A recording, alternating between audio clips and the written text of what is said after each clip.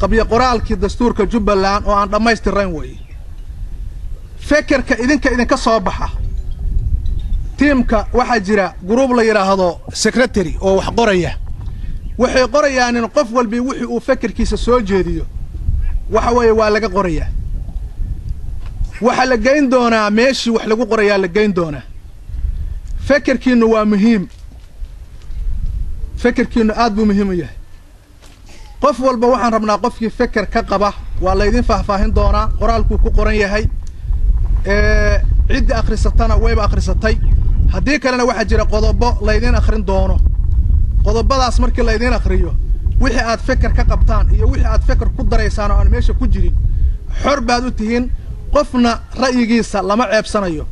qof walba ra'yigiisa waa la qaadayaa waxa la horgeynayaa guddiga qorista dastuurka la horgeynayaa fekerkiinu waa muhiim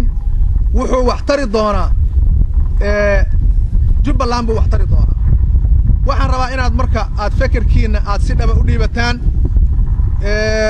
ujeedada laga leeyahana waxay tahay in la helo dastuurka dadka oo dhan waxay ku heshiiyeen oo iyagu wada qoreen oo feker isku darsadeen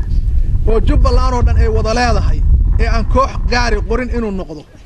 sidaas aad marka fursad ugu yeelateen nasiib baad u yeelateen war labaad iyo mar saddexaad waa idin mahad celinayaa waxaan rabaa hadalka inuu dhinaciina u bato wixii hadda ka dambeeya hadalku dhinaciina u badanaya idinka hadlaya cidda akhrisatay oo hadda ka faa'iideysatay waa qaybisan Soomaa cidda akhrisatayna wixii uga soo baxay oo wax ka qabaaneen waxa weeye waxa jira niman dhalinyaro ah oo qofku gacantu taagaya markuu gacanta taago waa la qorayaa magaciisa waa loo yeerayaa sidaad u kala horeysaan baa la idin qorayaa qof walba oo maskaxdiisa uu feker ku jiro gacanta ha taago wiilashaasa qoraya markay qoraaneen waxa weeye waa sida aad u kala horeysaan baa la idin ku yeerayaa fekerkiina baad sheegaysaan waxa aad dastuurka aad ku darsanaysaan waxa aad wax ka qabtaan wixii aad su'aal qabtaan waana weydiinaysaan waa la idinka jawaabaya wixii aad su'aal qabtaan aad su'aal ka qabtaan waa la idinka jawaabaya laakiin waxaanu jecelahay inuu hadalkiinu u bato inaad wax ku kordhisaan oo ra'yi ku darsataan aad iyo aad baad u mahadsantihiin dhanka kale qaar ka mid ah waxgaradka ku dhaqan degmada Badhaadhe ayaa waxay ka hadleen dastuurka iyagoo sidoo kalena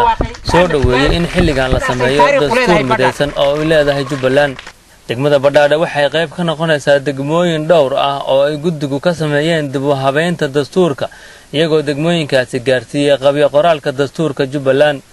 dhawaan ayay ahayd markii guddigu ay howlo noocaasi ka soo sameeyeen degmooyinka Doolow Luuq Garbahaare iyo Beled Xaawo ee gobolka Gedo